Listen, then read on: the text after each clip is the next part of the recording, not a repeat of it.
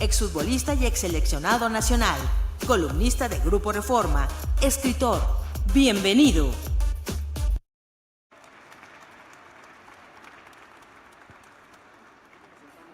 ¿Sí? ¿O prefieres acá? Muchas gracias. Nada más y nada menos que Juan Villoro. Gracias. Buenas noches. Referencia obligada cuando se habla, siempre que yo pienso en los intelectuales y el fútbol, ese fútbol mucho tiempo menospreciado por los intelectuales y cómo ha ido evolucionando eso en los tiempos modernos. Y creo que no hay otro exponente mexicano, escritor de grandes alcances como Juan Villoro, como ejemplo en ese sentido. ¿Cómo puedes pensar, usar la cabeza y además apasionarte con el juego? Bienvenido, Juan. No, hombre, muchísimas gracias. Me da muchísimo gusto estar aquí en Reforma, que es mi casa, con Roberto Gómez Junco, gran amigo, exfutbolista, gran comentarista de fútbol, una persona que quiero y admiro mucho, y también con este elenco maravilloso, porque estaba Negrete, que ha metido el que seguramente es el mejor gol en la historia del Estadio Azteca. ¿Sí? Yo estaba en el estadio, se lo pude decir ahora cuando vi ese gol maravilloso que no dejaré de agradecer. Ricardo Peláez, que tanto hizo por mi equipo, el Necaxa, luego cometió el pecado de apoyar a la América como directivo, pero bueno, nadie es perfecto, pero un grandísimo jugador, espléndido rematador de cabeza, el Conejo Pérez con una longevidad en los porteros que no veíamos desde la Tota Carvajal, sí, yo creo, esta longevidad, cuidar una carrera como lo ha hecho el Conejo Pérez, y luego Ciña, ¿no? Que algunos decían que si debía jugar o no en la selección mexicana. Yo digo, pues ¿cómo no va a jugar si está en el himno nacional? Ciña o patria, tus sienes de oliva, ¿no? Obligado, claro. Entonces, gran elenco de futbolistas y por supuesto Manuel Lapuente, que fíjate ya cómo ha pasado el tiempo, Roberto. Yo vi el debut de Manolo Lapuente como jugador en el Necaxa. Lo vi debutar. O sea que ¿sí? Así ha pasado el tiempo. Que era muy buen jugador Manuel Lapuente. Espléndido jugador, sí, espléndido entrenador, y algunas de las cosas que dijo creo que las tendremos que retomar en algún momento, porque sí, claro, como siempre, muy lúcido analizando. No, siempre para diagnósticos de la selección, y es de los ex técnicos nacionales que se atreve a decir algo del actual, porque a veces hay un respeto como excesivo. Claro. Entonces, acá en corto te dicen que no tiene idea este cuate, pero después en público dicen, bueno, hay que entender que eres el técnico, él decide, y lo suavizan. Lapuente suele pronunciarse más a fondo, ¿no? Sí, desde luego, eso está muy importante lo que dijo ahorita. Por ejemplo, hay que aprender de las derrotas, pero ¿qué hemos aprendido de estas derrotas? Y algo central respecto a la época de Osorio, que no sé si compartan nuestros amigos en el público, pero realmente yo creo que en un proceso de selección tú tienes muchos exámenes de licenciatura o de bachillerato, muchos partidos que son importantes, pero que están a ese nivel. Pero en un proceso de unos 4 años, yo creo que solo tienes como 3 exámenes de doctorado, que son grandes partidos en competencia oficial contra grandes equipos. Y él ha aprobado todos los exámenes de bachillerato y de licenciatura, pero ninguno de doctorado. Y desgraciadamente en el Mundial vamos a empezar con un examen de postdoctorado, sí, o sea, con el equipo A de Alemania, no con el equipo B que ya nos goleó. Partidos de ese nivel de doctorado pensarías ante la selección chilena y Alemania, nada más, Alemania, y la Alemania lleva esos dos fueron los decisivos, y yo creo que bueno, marcaron mucho los límites de la selección y del proyecto. Pero has visto, porque ya se comentaba eso, ¿has visto aprendizaje en ese sentido? ¿Has visto a un Osorio que con esas derrotas haya mejorado, o en equipo que en general se haya visto mejor? No, pues el único aprendizaje sería el aprendizaje del miedo, que es un poco lo que tú señalabas, que con Alemania dijo, no, ya nos metieron dos goles muy rápido, por lo menos que se tarden un poco en meternos otros 2, que fue lo que sucedió, ¿no? O sea, se atrincheraron un poco, pero no he visto yo un proyecto en donde, por ejemplo, él replantee su idea de no contar con titulares indiscutibles, como Carlos Vela, por ejemplo, ¿no? Que en algún partido decisivo no lo ha alineado, o esta idea de poner a los jugadores en posiciones que no son las suyas. Yo pienso que los futbolistas son como los héroes homéricos, como los héroes de la Ilíada, cada uno tiene un atributo especial. De Hugo Sánchez, por ejemplo, como dice Jorge Valdano, no sabemos si sabía burlar o no, porque nunca lo intentó.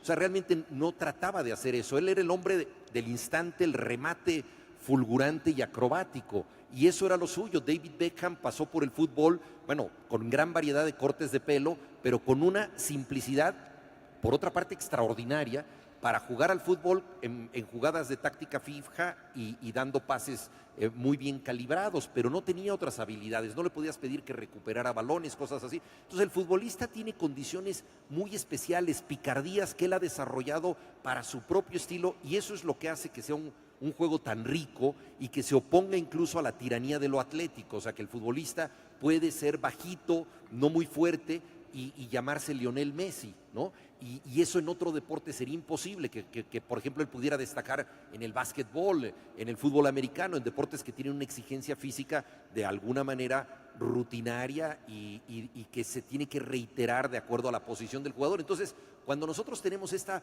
variedad, este surtido fenomenal de habilidades, pues ¿para qué hacer que el que es lateral izquierdo de pronto juegue de central, ¿no? Incluso en el tenis, Juan, ahora los tenistas miden más o menos lo mismo que tú. Si no mides arriba de 1.90, casi dedícate a otra cosa, ¿no? Y es un caso excepcional el que mencionas de Messi. Hugo, entre cosas grandiosas que hizo, uno de los Pichichis tiene una marca que se menciona mucho. Creo que ese año metió 30, 32, los que me digas, goles de un toque. Entonces, claro, él decía, ¿para qué driblo si como viene la meto? Hay 30 goles de él, o por ahí anda la cifra, en uno de sus pichichis, que como venía era nada más, pégale como viene. Y era una habilidad que solo él tenía. Tú lo veías, estaba esperando la pelota y ya estaba pensando cómo la iba a rematar y dónde la iba a colocar, ¿no? Es decir, no estaba jugando pensando en una segunda o tercera jugada, que es lo que hacen otros jugadores. O sea, por ejemplo, un Xavi Hernández tiene otra habilidad. Él piensa no solamente en el siguiente pase, sino en cómo le va a regresar la pelota a alguien 2 pases después, ¿no? Como un jugador de ajedrez. Exactamente, es otro tipo de mentalidad y otro tipo de habilidad, pero esa es la maravilla del fútbol, cómo puede tener virtudes tan variadas en cuerpos tan diferentes. Además diríamos, Juan, que una de las grandes virtudes de un futbolista radica en conocer sus defectos, sus limitaciones. Yo creo que eso es una ley de toda la vida, ¿no? Yo creo que eres tan bueno como los errores que dejas de cometer en casi todo, ¿no? Es decir, en cualquier oficio es muy importante conocer cuáles son tus límites y hasta ahí no llegas, ¿no? Es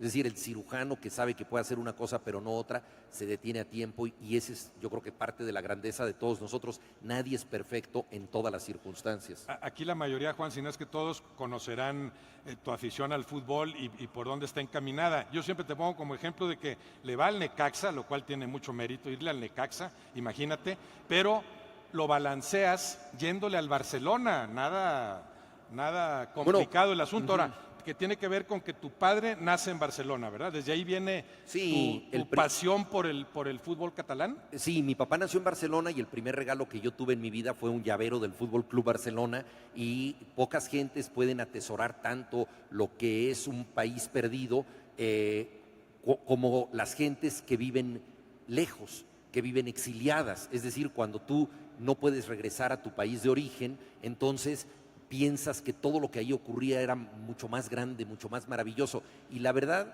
es que el Barcelona de los años 50 y 60 pues no era tan grandioso. El Barcelona era un equipo muy victimista, que tenía una fuerte rivalidad con el Real Madrid, pero solamente cuando Johan Cruyff llegó como entrenador, no como futbolista, sino cuando llega como entrenador y hace el Dream Team, les quita la costumbre de perder y les rompe el bloqueo psicológico, que ojalá eso pasara alguna vez en México, de asustarse de su propia fuerza, asustarse de su propio poderío. Y entonces se empieza a convertir en un club que ya no tiene miedo de ganar partidos, ya no considera que eso es una vulgaridad que deben hacer los madrileños. ¿Tu pasión por el Barcelona es anterior a la pasión a otros niveles por el Necaxa?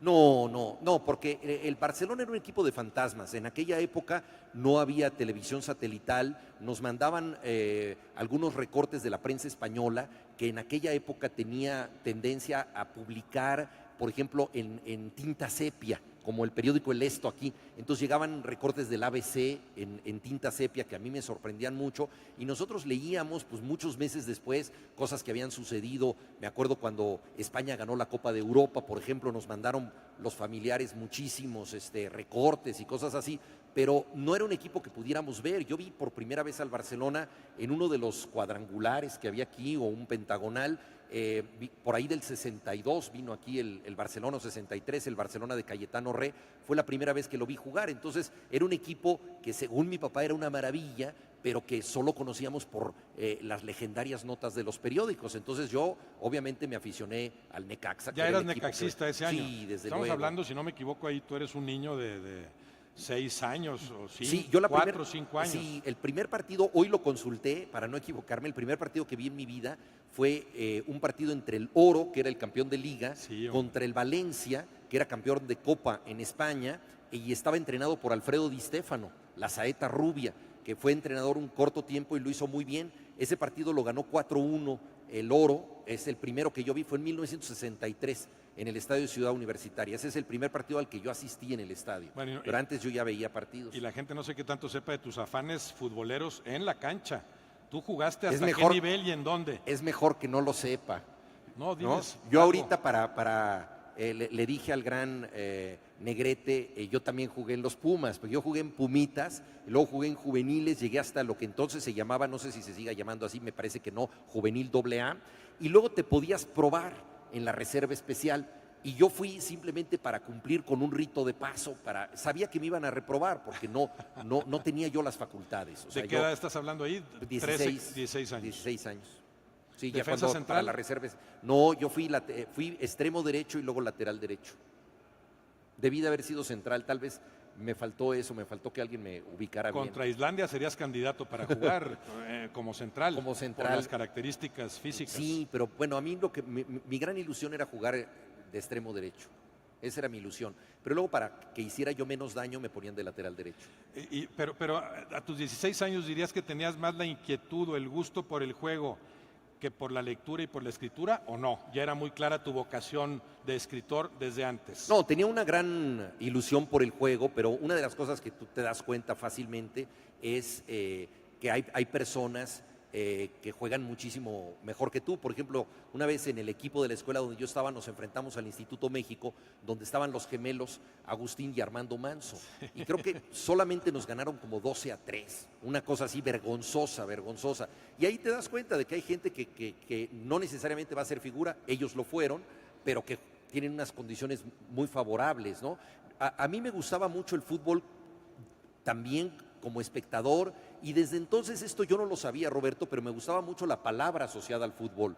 Yo creo que una de las cosas más sabrosas del fútbol es no solamente verlo, sino discutirlo, comentarlo, escuchar tus comentarios en televisión o discrepar de lo que está diciendo alguien respecto al partido, discutir durante horas de una jugada que en la cancha duró unos cuantos segundos, ¿no? Muchas veces has puesto el ejemplo de Ángel Fernández, ahorita Desde nos luego. platicas de él.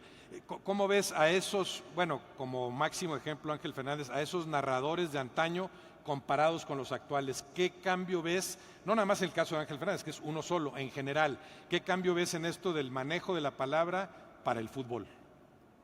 Bueno, es muy difícil juzgar, ¿no? Yo creo que los grandes locutores de antes tuvieron una escuela formidable que fue la radio, porque la radio te obliga a tener un uso del lenguaje absolutamente mágico. O sea, tú tienes que comunicarle a la gente cosas que no está viendo. Entonces tienes que situar a las personas en la cancha y tienes que crear todo un universo a fuerza de palabras. Y esa educación fue extraordinaria, porque de ahí surgieron los locutores que luego se convirtieron en los pioneros de la televisión mexicana, pero ya tenían un aprendizaje muy grande en la radio. Y la radio tiene esa posibilidad maravillosa de que te emociona con cosas que no estás viendo si el narrador es suficientemente bueno. Entonces, todo depende de las palabras. Y hoy en día un cronista, un comentarista, pues puede perder un poco el tiempo, hacer un comentario obvio, decir una cosa inoportuna, y no pasa nada.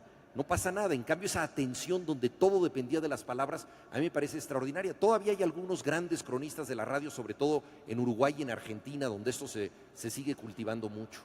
De Ángel Fernández, más que el manejo de la palabra, o además de las metáforas, la inventiva, la capacidad de imaginar y a veces de escribirte cosas que ni siquiera estaban sucediendo, pero haciéndote las más apetecibles. Sí, Ángel Fernández convertía el partido más aburrido en la guerra de Troya, no estaba pasando absolutamente nada, ¿no? Y de pronto él decía, se hunde la nave, sálvese el que pueda, niños y mujeres primero, a ver si el capitán se hunde con este barco que va a la deriva porque parece que no llegará a ningún lugar. Y tú te empiezas a emocionar de algo que no sucede, porque el partido estaba aburridísimo, ¿no? Sí. Y esas son las grandes magias que tiene la palabra, ¿no? O sea, por ejemplo, locutores de la radio, ¿no? Que de pronto antes de que empiece el partido, Roberto, te dicen, se reúnen los jugadores en el centro de la cancha, ondean las banderolas en la tribuna de sol totalmente atestada, tanto como la de sombra, donde se oyen ya las trompetas y los tambores de la guerra,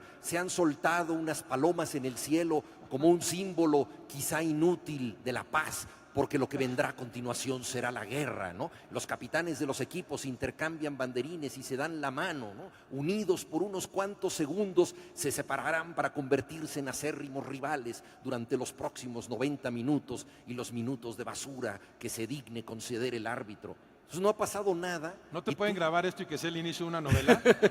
No. ¿No te gusta como inicio de una novela? Pues no, estaría... No, porque tengo pendiente esa pregunta también. Todavía falta tu gran novela, ya has escrito maravillosas, varias, pero creo que tu gran novela de fútbol vendrá. Bueno. No sé si el fútbol sea tan banal como para decir, no lo puedo utilizar ni siquiera como pretexto para a partir de ahí contar una historia que vaya más allá del fútbol y este podría ser un inicio. A mí lo que me parece es que el fútbol en sí mismo ya es una novela. O sea, el fútbol es extraordinario porque tiene sus leyendas, tiene sus grandes mitos, tiene sus jetaturas, por qué un equipo siempre pierde en la misma cancha, por qué un jugador siempre falla de la misma manera, pero solo en tal día o en tal estadio. Todas estas cuestiones que involucran al mundo del fútbol, a mí me parecen tan poderosas que realmente cuando tú escribes una novela quieres hacer algo que no se ha hecho, una historia que no se ha contado. Sí. Entonces el fútbol ya está tan contado y avanza en las ligas, avanza en los mundiales como una novela que difícilmente te propone que tú puedas aportarle mucho. Más bien, lo interesante es narrar lo que estás viendo, lo ya sucedido, como lo hacía Ángel Fernández, que le ponía apodos a los jugadores. No sé si a ti te alcanzó a poner algún apodo, Roberto. Creo que no Pero, no me vio tan importante como para no algo que yo recuerde. Pero el fútbol sí lo has usado, Juan, o lo has aprovechado para ensayos, para recopilación de ensayos, para eso sí te da, para eso te nace escribir sobre fútbol, pero no lo ves como caldo de cultivo propicio para una novela. A mí me parece, y quizá esa es mi aproximación más personal, pero creo que coinciden muchos escritores que se han metido en el tema del fútbol, que la crónica se presta mucho más que la novela, porque en la novela tendrías que inventar algo que ya está inventado, y es tan épico el fútbol, y pasan cosas tan extrañas. Por ejemplo, ¿quién iba a poder calcular, ¿no?, que Zinedine Zidane, el grandísimo jugador francés, en el Mundial de Alemania en 2006, que había prometido retirarse cuando perdiera, cada partido podía ser el último para él, y llegó asombrosamente y contra todos los pronósticos a la final. Sí. Llegó en estado de gracia, ejecutó un penal al estilo Panenka, flotadito, maravilloso,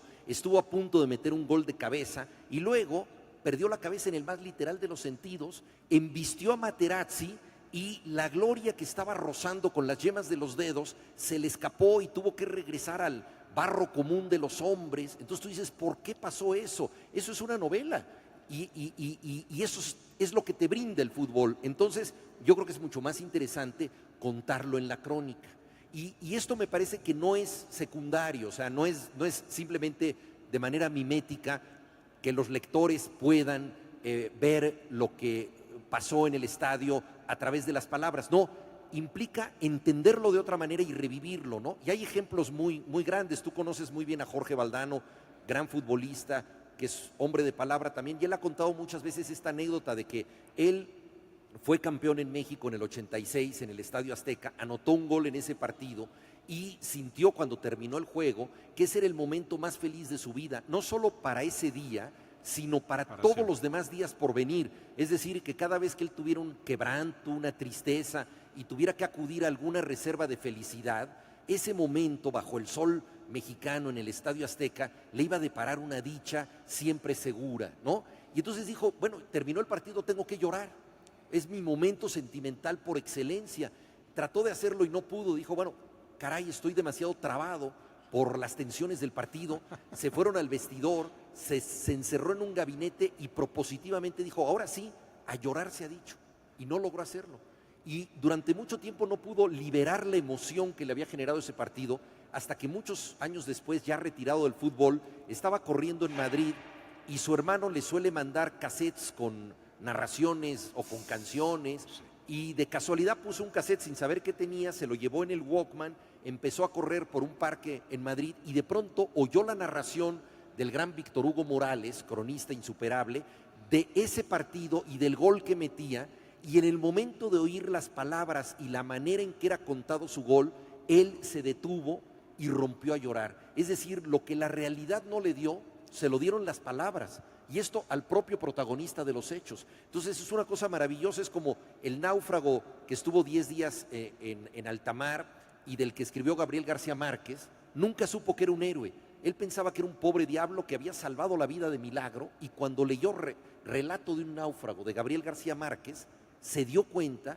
de lo importante de su epopeya. Entonces, creo que las palabras nos sirven para eso. Entonces, contar otra vez lo ya sucedido no significa simplemente replicarlo, significa darle otra dimensión, volverlo más emocionante. O sea, es importante que exista la guerra de Troya, pero tan importante como la guerra de Troya es que exista Homero, ¿no? Ese narrador que no tomaba apuntes, nada más decía todo de memoria. ¿Cuántos argentinos no habrán llorado con el gol de Maradona memorable ante los ingleses? Pero ¿cuántos más no habrán llorado leyendo un cuento de Eduardo Sacheri? Pienses lo que pienses de Maradona, aquí les voy a decir lo que yo sentí cuando se fue produciendo, cuando se fue gestando ese gol inolvidable, reconocido como lo máximo en Copas del Mundo. O sea, ahí la emoción que viviste en su momento después trasladada a la palabra bien manejada para emocionarte aún más. Y por cierto, Valdano también con respecto a ese gol decía que nunca le reconocían a él cómo le había jalado la marca a Maradona, ¿verdad? Porque mientras Maradona se lleva 7 ingleses, Valdano taca por la izquierda tratando de abrirle el espacio que nunca ve Maradona, porque desde que toma la pelota casi sabe dónde va a terminar, ¿no? Sí, pero es muy interesante la observación de Valdano, porque él es la posibilidad de que algo sea diferente. Claro. Entonces siempre existe esa posibilidad de ese pase que no sucedió, pero que es también, eso es interesantísimo en el fútbol, o sea, cómo valorar lo que no sucede. Por eso creo que es mucho mejor ver siempre el fútbol en los estadios que por televisión, porque la televisión es esclava de la pelota. Entonces tú ves dónde está la pelota, pero no ves los desmarques, los recorridos, cómo un jugador está buscando hacer algo donde el partido todavía no sucede, pero pronto va a suceder. Y tú le entiendes más a un partido en el estadio, sí, a lo que está sucediendo. Aprecias esto que me dices, pero también distingues más quién jugó bien y quién jugó mal en el estadio que por televisión. Totalmente. Mira, por ejemplo, un jugador del que nos gusta burlarnos, Cristiano Ronaldo. A mí me gusta burlarme porque, bueno, soy del Barcelona, él es un tipo pues muy narcisista, ya lo sabemos, símbolo metrosexual, etcétera, todas estas cosas, muy vanidoso, pero es verlo en el estadio. Es impresionante el nivel de sacrificio de un jugador así.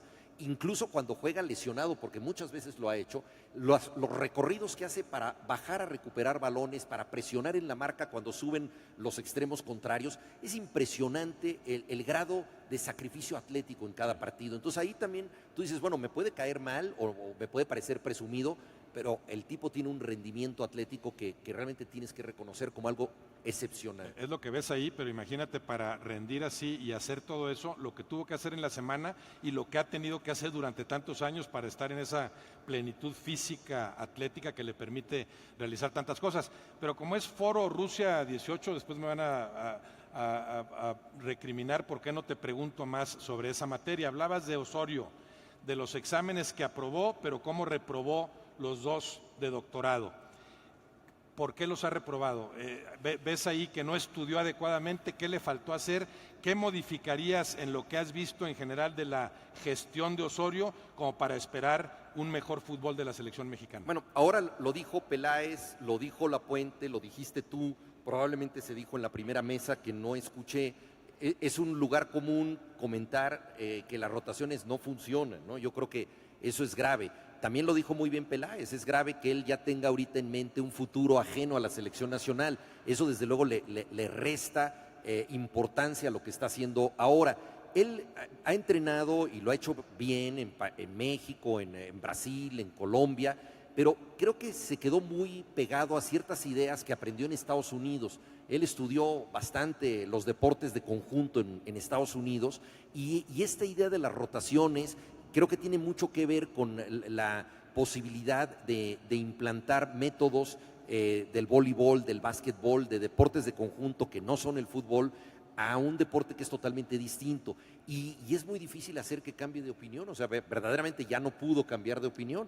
Entonces, yo creo que eso es lo que ha faltado, que él tenga esta flexibilidad para aprender la idiosincrasia del futbolista y poder trascender más. Pero más allá de Osorio, yo creo que tenemos buen plantel de futbolistas, pero el gran problema de México es la manera estructural como se administra el fútbol mexicano. O sea, el hecho de que haya torneos cortos, pues impide los planes de largo plazo, impide probar jugadores, frena la cantera, la especulación futbolística. México es un país donde el dinero está en traspasar jugadores, no en ganar títulos. Entonces, si así es nuestra liga, es difícil que la selección sea muy diferente.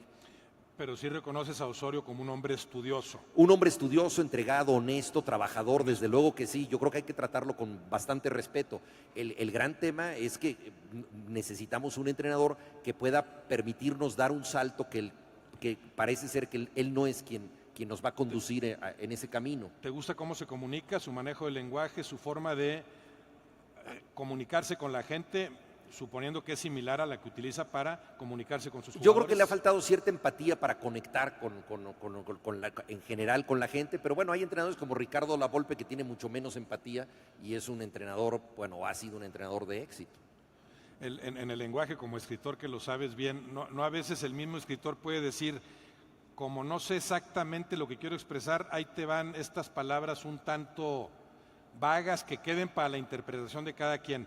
No puede haber algo de eso en Osorio. Me salió con términos que a lo mejor él sabe que ni siquiera se entienden, pero a propósito lo suelta para, no sé, para distraernos de lo esencial. Bueno, uno de los problemas de un entrenador es que no solamente tiene que tener un rendimiento en la cancha, sino que se tiene que representar a sí mismo en las conferencias de prensa, en todas las entrevistas que da, y tiene que ser satisfactorio. Yo alguna vez le dije a Jorge Valdano, cuando Bora Milutinovic entrenaba la selección nacional, le dije, pues tenemos un entrenador serbocroata que habla unas 20 palabras de español y así entrena, ¿no? ¿Te acuerdas que decía, yo respeto, tú respetas? Y era un lenguaje tipo Tarzán el Pero que manejaba. muchos piensan que eso te ayuda a seguir dirigiendo en México. Exactamente. Entonces, a mí me dijo Valdano, yo le aconsejaría que no aprendiera 10 palabras más porque se va a meter en problemas. Claro, claro, porque, por ejemplo, a Valdano, que es un hombre de palabra, no le pueden permitir que no dé una explicación satisfactoria de lo que pasó. Claro. O sea, si tú has escrito libros, si das conferencias,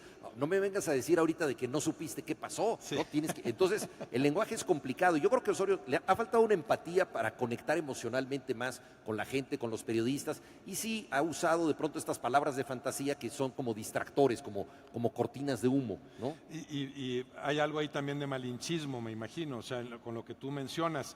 En la medida en que menos domines el español, más te sigues vendiendo como extranjero. Y en el fútbol tú sí ves ese rasgo de malinchismo más que en otros ámbitos. O sea, mientras me sigas hablando como argentino o como europeo que apenas hable el español, te voy a contratar, o habrá dirigentes que te contraten con mayor facilidad por ese rasgo malinchista. Pues yo no creo sinceramente que esa sea una característica necesaria para un entrenador de la selección nacional, porque nosotros vimos con Sven-Goran Eriksson, por ejemplo, que venía un técnico con prestigio internacional, pero que evidentemente desconocía las condiciones de nuestro fútbol, le fue mal y fue una experiencia que desde el principio se dijo que simple y sencillamente no iba a poder tener jerarquía. Hay entrenadores como Tuca Ferretti, que para mí, coincido contigo, debería ser el entrenador de la selección nacional, que es ya prácticamente mexicano porque aquí ha hecho toda su carrera y que es un entrenador que nadie lo vería como extranjero.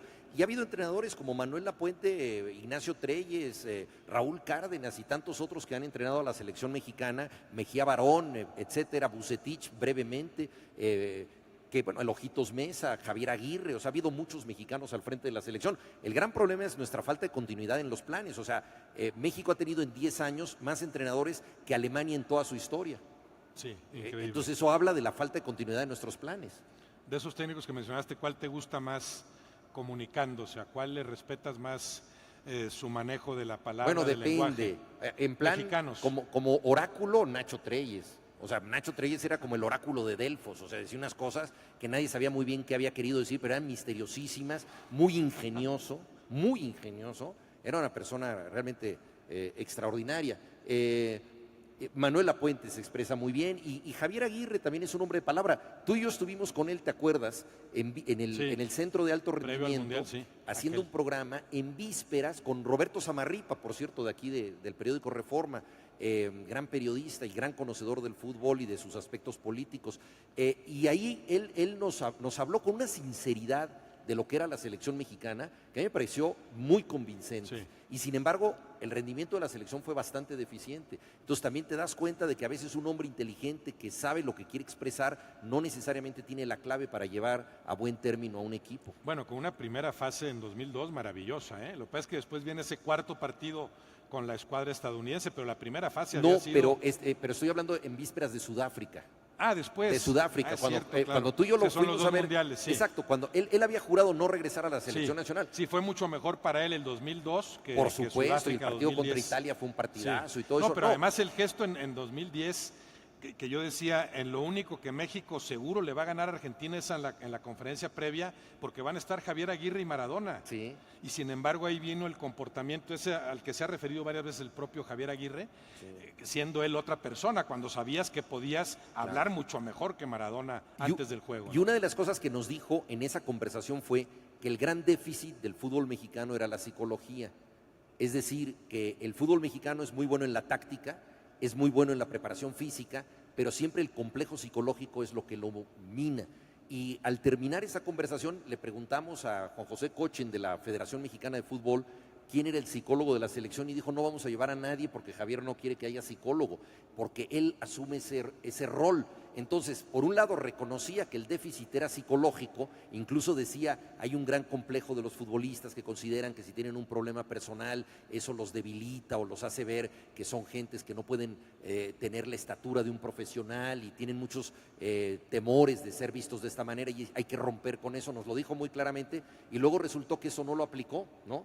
E incluso hizo algunas o tomó algunas decisiones antipsicológicas, por ejemplo el hecho de haberse llevado a un grupo en el que solo iba a sobrar un jugador, se los llevó a la gira Europa y eso es un despropósito monumental. Imaginen ustedes la soledad de un muchacho que es el único que va a ser rechazado de la selección, ese avión de regreso en total soledad y luego eso es ya a mí me parece gravísimo, pero además ¿a quién es al que saca de la selección? A Jonathan Dos Santos, al único que tiene un hermano dentro del equipo, con lo cual el hermano se queda tristísimo. Además, sí. Entonces destruyes a dos hermanos en una sola decisión. Entonces, a la familia entera, sí. Exactamente, ¿no? Y De un plumazo. y el país en estado al borde de un ataque de nervios, ¿no? Entonces realmente muy raro el comportamiento de Javier, que por otra parte es un tipo muy inteligente. Lúcido, inteligente, muy bien estructurado, con conceptos claros. Ahora, hablabas ya de algunas cosas que crees que se hacen mal, que indudablemente se hacen mal, que hechas de otra forma permitirían aspirar a otro fútbol. Pero te preguntaría yo, ¿a qué fútbol se puede aspirar en México mientras en otros ámbitos haya tales rezagos? ¿Puede México ser una potencia en fútbol cuando no lo es en otros ámbitos, en otras facetas de su vida diaria? Bueno, yo creo que todos los equipos que representan un país son un espejo de esa sociedad. Si nosotros vemos a la selección española que ganó la Copa en Sudáfrica, pues es una selección que tiene que ver con cómo España tuvo un repunte como un país de clase media, un país igualitario, un país donde todo el mundo asumía tareas colectivas, es uno de los países que mayor desarrollo han tenido y que entendieron que el deporte era una palanca del desarrollo, un país con cuotas de corrupción pues mucho más bajas que las nuestras. Entonces, cuando nosotros vemos la corrupción rampante que hay en México, en qué se invierte, cómo se gasta ahora, por ejemplo, con las campañas políticas, y vemos cómo el fútbol mexicano, estando como está, da tanto dinero. O sea, la selección mexicana es la cuarta selección que más dinero da en el mundo, tal y como está. Entonces uno dice, es como las telenovelas, ¿para qué hacerlas bien si así dan tanto dinero? ¿no? Entonces el fútbol mexicano tal y como está, le da muchísimo dinero a los anunciantes. La selección mexicana anuncia cerveza, o sea, es de las pocas selecciones que anuncia bebidas alcohólicas, anuncia comida chatarra, todas las cosas que decían ahorita que hacen daño, las anuncia la selección mexicana. México tiene el más alto grado de obesidad infantil del mundo y México tiene la panadería industrial más importante del mundo, que es Bimbo. Entonces, pues todo está pegado, o sea, tienes un país donde los niños comen comida chatarra y tienen índices de obesidad infantil y la selección anuncia esto. Entonces, y eso es lo que da el negocio, no los resultados, no pensar deportivamente. Primero construir un mejor país para propiciar la posibilidad de un mejor fútbol y nunca viceversa, porque hay gente que llega a tergiversarlo a tal grado. El día que la selección mexicana gane algo en una Copa del Mundo, entonces el país empezará a ser mejor. No, pues esa es una ilusión que tú has criticado mucho y va a ser muy difícil que porque México gane un partido, pues los frijoles sean más sabrosos, nos perdonen la deuda externa, ¿no? Los políticos sean honestos, pues eso es muy difícil, ¿no? En esta Copa del Mundo, Juan, coincidirá, como a veces sucede, época de mundial con época de elecciones. Cada 12 años. ¿Ves una incidencia de lo que haga o no la selección mexicana, una repercusión con respecto a las elecciones? ¿Hay un candidato al que tú veas que le va a favorecer, que le vaya bien al equipo mexicano particularmente? ¿Habrá uno al que le convenga que le vaya mal? ¿Ves que tenga algún impacto, aunque sea mínimo, el papel de la selección? Si no me equivoco, serán las elecciones cuando se sabrá si el equipo mexicano avanzó o no al cuarto partido. Sí. Ya habrá jugado los 3 de la primera fase. Sí, cada 12 años coincide el Mundial con las selecciones. Sí, 4-4 y 6-6. Exacto, y muchos políticos tratan de aprovecharlo. En 2006, por ejemplo, Felipe Calderón y Patricia Mercado visitaron a la selección nacional, se pusieron una camiseta de la selección nacional. A mí eso me parece que no debería estar permitido. Yo creo que se debe poner la camiseta de la selección nacional alguien como tú, alguien que la ha vestido. Yo no me la pondría para venir aquí, me la puedo poner en mi casa como aficionado, pero yo creo que como político es algo que no se debe tratar de aprovechar a la selección para una causa específica, ¿no? En alguna ocasión hablé con un experto en estadísticas, Ulises Beltrán, que entre otras cosas trabajó en la presidencia con Carlos Salinas de Gortari, y le pregunté cómo podía repercutir estadísticamente en la elección el rendimiento de la selección mexicana. Y él me dijo que habían llegado a medir en tiempos de Salinas de Gortari que la intención de voto por el PRI podía aumentar hasta en un 7%, que eso en una elección competida es muchísimo, hasta en un 7% si la selección jugaba muy bien. Hay que decir que en tiempos de Salinas de Gortari el presidente se asoció mucho con el deporte. Él mismo había sido deportista, tenía una relación muy especial con Mejía Barón. ¿Te acuerdas que Mejía Barón le decía Don Carlos? Entonces había una alianza particular y era una selección muy carismática, la de Mejía Barón, que fue a Estados Unidos. Entonces ahí aparentemente se podía dar esa alianza porque si el país está bien, el status quo está bien, pues y la selección gana, reforzaría a quien representa actualmente al gobierno. Ahora, me encontré muchos años después a Ulises Beltrán y le recordé esto y él me dijo: oye, qué buena memoria tienes, pero a mí ya se me olvidó todo. Entonces yo no sé si fue un momento de entusiasmo de cuando él hacía esas estadísticas en el 94. Bueno, y si no fuera el 7 y fuera el 4, puede ser también un factor determinante, de acuerdo a cómo pinta el panorama. Tiempo de preguntas. Ya vieron que a Juan le preguntan algo y les escribe un libro y se los platica, además mucho más ameno de como de por sí lo escribe. Así es que está listo Juan Villoro para sus preguntas, que todas sean para él, por favor. Y hablando